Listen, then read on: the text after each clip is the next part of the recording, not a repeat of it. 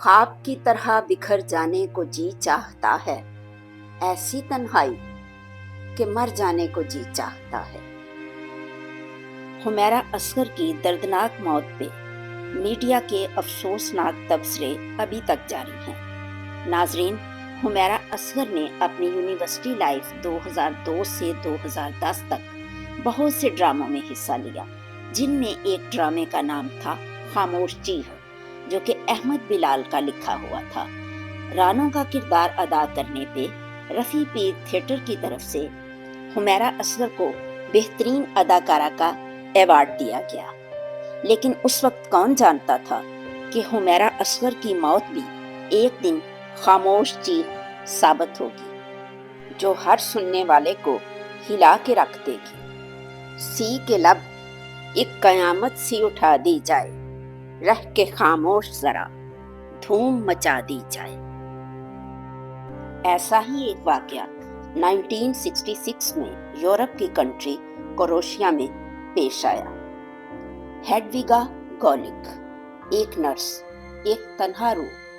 1966 میں وہ زاگریب کے ایک پرانے اپارٹمنٹ میں چائے کا ایک کپ لے کر ٹی وی کے سامنے بیٹھتی ہے، اور پھر شاید اسی لمحے زندگی اس سے روٹھ جاتی ہے۔ لیکن یہ کوئی عام موت نہ تھی۔ اس کی لاش کو تقریباً 42 سال تک کسی نے نہیں چھوا، نہ کسی نے دروازہ کھٹکھٹایا، نہ ہی کسی نے پوچھا تم کہاں ہو۔ گولک ایک سابقہ نرس تھی۔ وہ زاگریب کے علاقے میں ایک 4 منزلہ عمارت کے بالائی حصے میں 1961 سے رہائش پذیر تھی۔ اس کا اپارٹمنٹ صرف 18 مربع کلومیٹر پر مشتمل تھا اور باقی عمارت سے نسبتاً علیحدہ واقع تھا۔ اسے یہ فلیٹ عمارت کے سپرنٹینڈنٹ ہنگووچ نے دیا تھا، جو ماضی میں اس کا دوست بھی رہ چکا تھا۔ ہیڈویگا کی ایک بہن بھی تھی جو زاگریب میں ہی اسکول ٹیچر تھی، لیکن کہا جاتا ہے کہ دونوں کے درمیان جھگڑا ہونے کی وجہ سے بہنوں میں رابطہ ختم ہو گیا۔ اس کی ایک ہمسائی گیتیکا کوریج کے مطابق کبھی وہ بہت خاموش اور الگ تھلگ ہو جاتی، اور کبھی انتہائی جارحانہ اور بے قابو رویہ ہوتا۔ دوسرے کرایہ داروں سے میل جول بھی نہ رکھتی۔ کسی بھی بات پہ چیخنا اور چلانا عادت میں شامل تھا۔ اگر کوئی مدد کی کوشش بھی کرتا تو غصے میں آ جاتی۔ انہیں شیزوفرینیا کا مریض بھی تصور کیا جاتا تھا۔ ان کی ہمسائی کوریج اس کے لیے سودا سلف لاتی تھی، لیکن دونوں نے کبھی بات نہیں کی۔ گولک اپنے فلور سے نیچے کبھی نہیں آئی۔ ایک باسکٹ میں پیسے اور سامان کی لسٹ ڈال کر نیچے لٹکا دیتی، اور ان کی ہمسائی کوریج یہ چیزیں ان کے دروازے تک پہنچا دیتی۔ وہ طویل عرصہ تک گھر سے غائب رہی۔ آخری مرتبہ ان کی پڑوسن کے مطابق 1973 یا 1976 میں اس کو دیکھا گیا۔ اس کے بعد وہ نظر نہیں آئی۔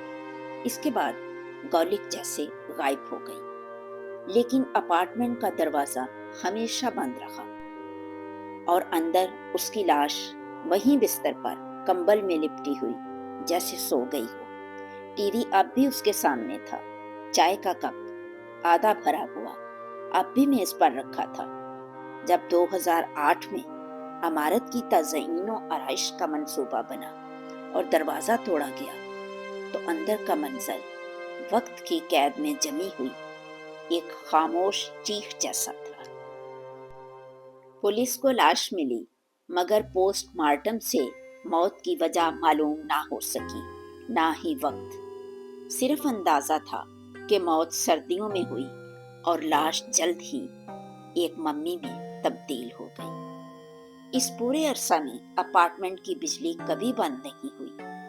بل ایک کنسٹرکشن والا ادا کرتا رہا، جو عمارت کا اصل نقشہ ساز بھی تھا، اور اس کی موت ہیڈویگا کی لاش ملنے سے صرف 3 ماہ پہلے ہوئی تھی۔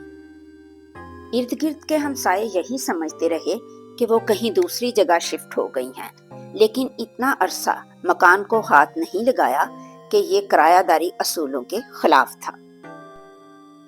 ہیڈویگا گولک کی کہانی صرف ایک پراسرار موت نہیں، بلکہ ایک ایسی زندگی کی یاد ہے جو نظر انداز کر دی گئی ہو، ایک ایسا وقت جو رکا رہا، 42 سال تک ایک لمحہ جو ٹھہرا رہا۔